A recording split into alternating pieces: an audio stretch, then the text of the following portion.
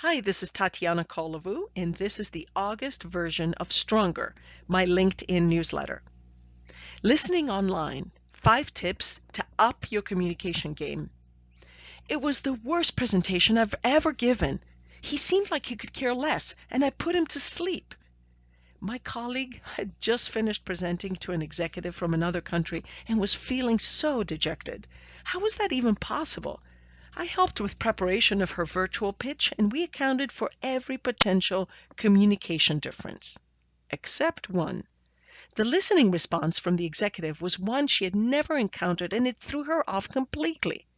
During her talk, the executive was looking down, hand over forehead, and at times seemed asleep. But it wasn't because he was bored or tired. He was actually paying very close attention, as in his culture, these nonverbals signal the utmost respect to the speaker. The listening response could have been misinterpreted in any setting, but particularly so in a virtual meeting where interactions with an audience are limited to seeing just their face on the screen. Over 45 million Zoom meetings were held in the last year.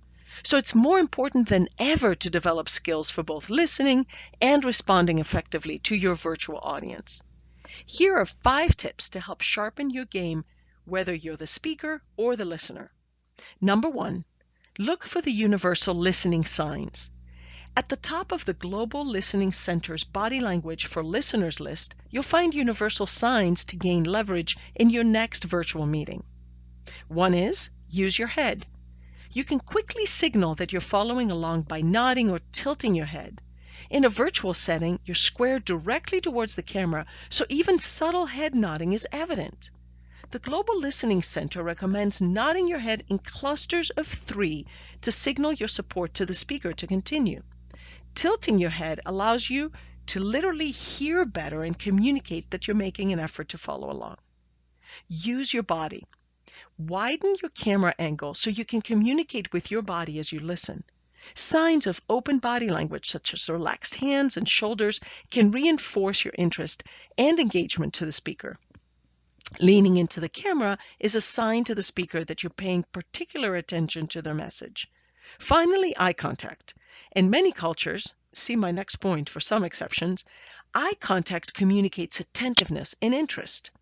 If you're the listener and you notice that your speaker is not 100% comfortable with direct eye contact through the camera, consider breaking yours by looking away as you're processing their information. Or you might just glance at your notes. Number 2, don't assume that everyone on camera is a peach. Psychologist Kurt Levine coined the term coconut and peach to describe the ways people in different countries and cultures communicate. Much of this is evident when you log into a virtual meeting and try to decipher the nonverbals of your audience. Personality differences aside, some cultures may initially appear distant, subdued, and even stern-faced. In the case of the executive listening to my colleague, looking down and holding his forehead was signs of paying close attention. Among coconut cultures includes Russians, Finnish, and French. They may appear hard like a coconut from the outside unless you already have a personal relationship. Peach cultures, such as Brazilians, Americans, and Thais, appear softer at first glance. When they first meet people, they're more open, they smile, and communicate more informally on screen with direct eye contact.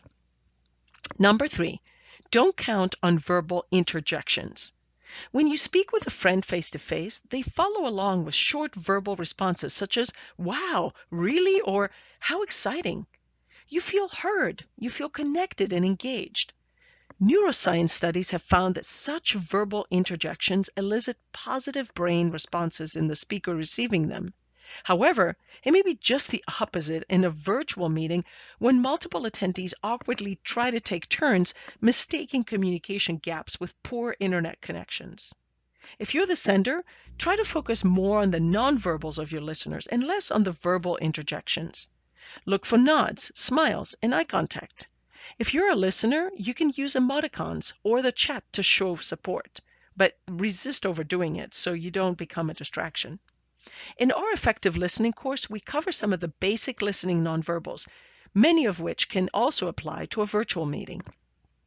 Number 4, use notes as a listening tool. Note-taking signals focus, attention, and positive intent. I recall our business school's former dean telling me how frustrated it would be when students requested a meeting with him, only to sit with their hands on their laps and nod as he shared valuable information. He wondered if they were retaining anything at all. If you're the listener in a virtual meeting, signaling that you are noting key points reinforces your attention while also providing you with a reason to break eye contact, something that can come in handy during a long meeting. Make sure your notepad is visible and, in some cases, communicate your actions by saying, hold on, let me write this down. Otherwise, the speaker may think that you're texting or reading emails instead of listening. Number 5, get listening feedback. Since many virtual meetings are recorded, go back and watch your nonverbal expressions and verbal responses as a listener. Do you look engaged? Are you invested in what is shared? Are you mirroring the tone of the information being shared, like looking concerned when a tough message is shared or breaking a slight smile when the news are positive? Show it to a colleague whose communication skills you respect and ask for some candid feedback. Another great training tool I use is an exercise called Both Sides, developed by one of my learning mentors, Tiagi. You can practice this in a virtual or in-person setting. The role of the neutral listener and observer in each round provides an amazing opportunity to gauge your listening skills in conversations that involved opposing viewpoints. Next time you're in a virtual meeting, be at your best. Be an attentive, engaged listener while considering the differences in your audience's listening styles without taking anything personally. If you care to learn more about on the topic and engage with us, Brenda Bailey Hughes and I will be hosting a Q&A event on Thursday, September 9th, 3 p.m. Eastern Time and noon Pacific Time. Follow me on LinkedIn and look for the sign up. Thanks so much for listening.